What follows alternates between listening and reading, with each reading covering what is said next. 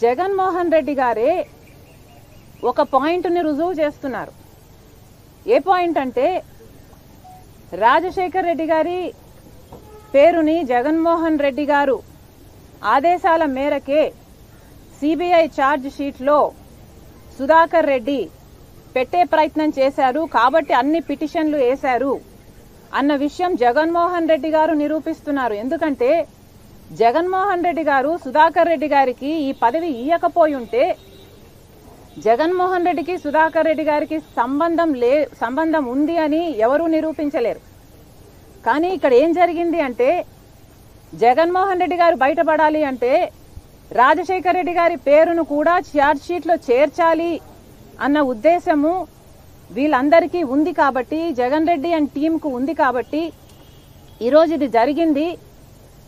కాబట్టే అందుకు ప్రతిఫలంగా అడిషనల్ అడ్వకేట్ జనరల్ పదవిని సుధాకర్ రెడ్డికి ఇవ్వటం జరిగింది అని నేను ఆరోపించటం లేదు. ఇది స్వయానా జగన్మోహన్ రెడ్డి గారు నిరూపించుకున్నారు. వీళ్ళందరూ ఒక టీంగా పనిచేశారు అని. ఇక్కడ గమనించాల్సిన విషయం ఏమిటంటే జగన్మోహన్ రెడ్డి గారు పదవీ స్వీకరణ చేసింది మే 30వ తేదీన 2019 మే 30వ తేదీన జగన్మోహన్ రెడ్డి గారు ముఖ్యమంత్రిగా పదవీ స్వీకరణ చేస్తే జూన్ 6వ తేదీన అంటే ఎన్ని రోజులు, కేవలం 6-7 రోజుల్లోనే సుధాకర్ రెడ్డి గారికి అడిషనల్ అడ్వకేట్ జనరల్ పదవినిచ్చారు జగన్మోహన్ రెడ్డి గారు. మీ మధ్య ఏ సంబంధం లేకపోతే 6 రోజుల్లోనే ఎవడో తెలియని సుధాకర్ రెడ్డి, అంతవరకు ఈయన ఎవడో సమాజానికి తెలియదు, ఎవరో తెలియని సుధాకర్ రెడ్డిని తీసుకొచ్చి మీరు అడ్వకేట్ జనరల్ పదవిని ఎందుకు ఇచ్చారు, అడిషనల్ అడ్వకేట్ జనరల్ పదవిని ఎందుకు ఇచ్చారు, అది కూడా అంత హడావిడిగా, అంత ఉత్సాహంగా, అంత తొందరగా మీరు అంత మేలు ఒక మనిషికి చేశారు అంటే దానికి అర్థం ఏమిటి?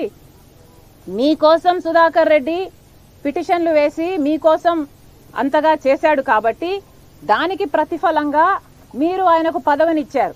లేకపోతే ఎవడైనా కూడా తన తండ్రి పేరుని సిబిఐ ఛార్జ్ షీట్లో చేర్చిన వ్యక్తిని పిలిచి అడిషనల్ అడ్వకేట్ జనరల్ పదవి ఇస్తాడండి? నేనైతే ఇవ్వను. మీరు ఇస్తారా? మీ తండ్రి పేరుని ఎవడైనా ఛార్జ్ షీట్లో పెట్టాలి అని 3 కోట్లను తిరిగిన వాడికి ఎవడు ఇవ్వడు. ఇదంతా జగన్మోహన్ రెడ్డి గారి ఆదేశాల మేరకే జరిగింది.